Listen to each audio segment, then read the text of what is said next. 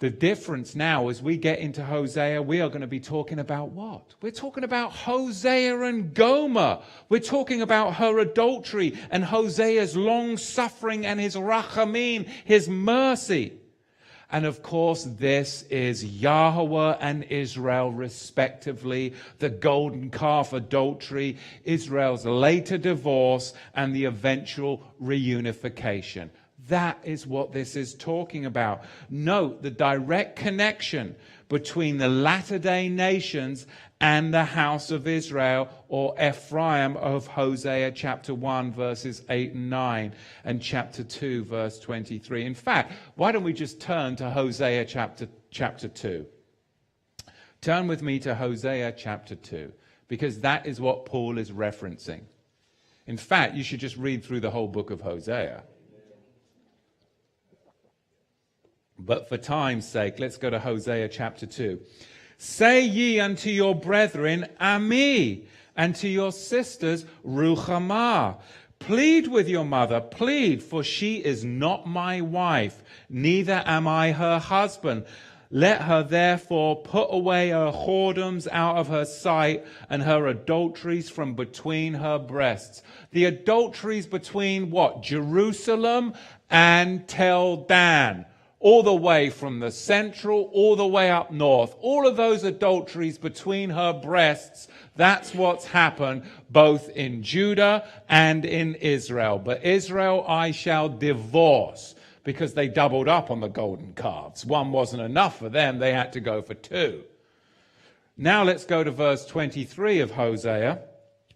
And I will sow her unto me in the earth. Israel, you're going to be scattered like seed across the whole planet. And I will have mercy upon her that has not obtained mercy. And I will say to them which are not my people, thou art my people, and they shall say, thou art my Elohim. This is what Paul's quoting. Israel is going to be so scattered to the nations, it's going to take a supernatural miracle to regather her in. Supernatural.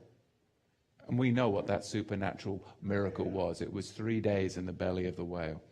Now let's turn to Hosea chapter 4, verse 6.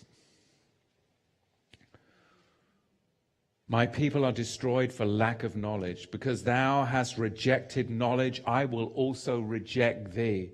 Thou hast said, thou shalt not be a priest to me, seeing thou hast forgotten the law of thy Elohim. I will also forget thy children. What's the context here?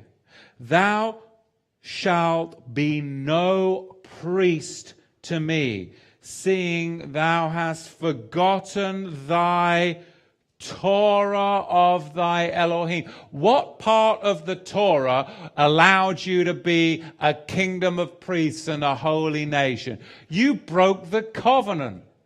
You broke the book of the covenant, and you are no longer priests unto me, and we shall live what? And I will also forget thy children. Because you broke the book of the covenant, Yahweh extends his mercy. Exodus chapter 33, we already read that, Chen and Rachamim. He's connecting all of this. I mean, this is a magnificent mind, is it not? Because he studied under Gamliel. He's understanding this. He took 3.5 years and did the whole triennial cycle in the cave of Elijah down at Mount Sinai. This guy knows what he's talking about, because he got struck down on the road to Damascus because he was persecuting the saints. So then he holed up in a cave for 3.5 years, and he did the triennial cycle reading of the Torah.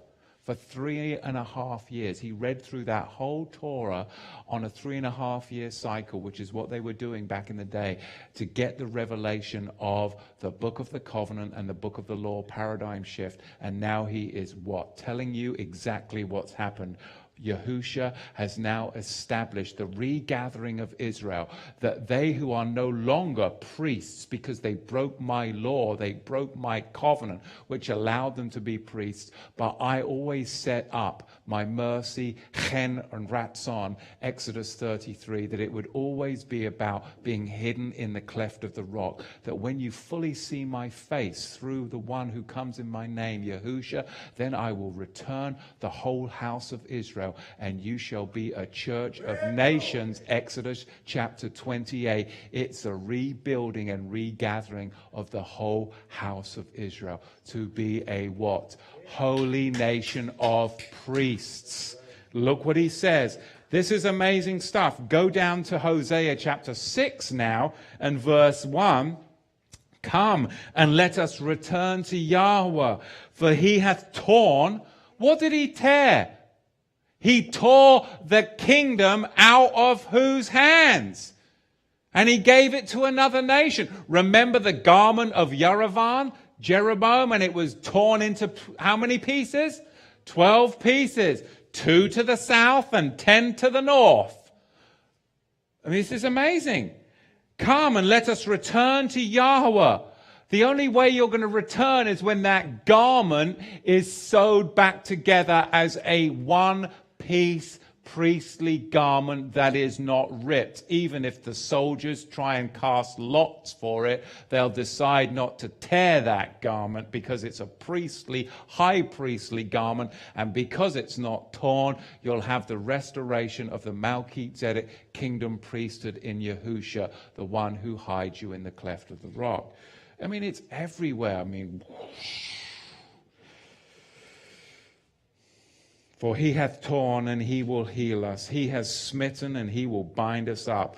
Now here's prophecy. After 2 days, a day as is 1,000 years. After 2,000 years, he's going to revive us. And in the millennium, we will rise up and we will what? Shall live in his sight. And that's right where we're at prophetically. We are about to enter into the third day, and no wonder we're feeling hard pressed. No wonder we're feeling crushed. And like Jacob said at the beginning of service, the wicked are getting more wicked and the righteous are but getting more righteous.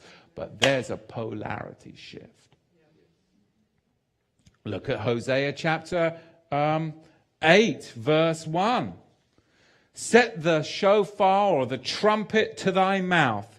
He shall come as an eagle against the house of Yahweh, because they have transgressed my covenant and trespassed against my Torah.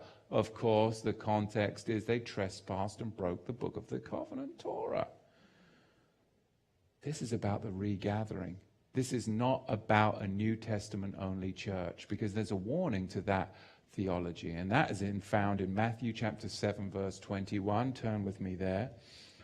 Not everyone that saith unto me, O Master, Master, shall enter into the Malchut HaShamayim, the kingdom of heaven, but the one that doeth the will of my Father which is in heaven.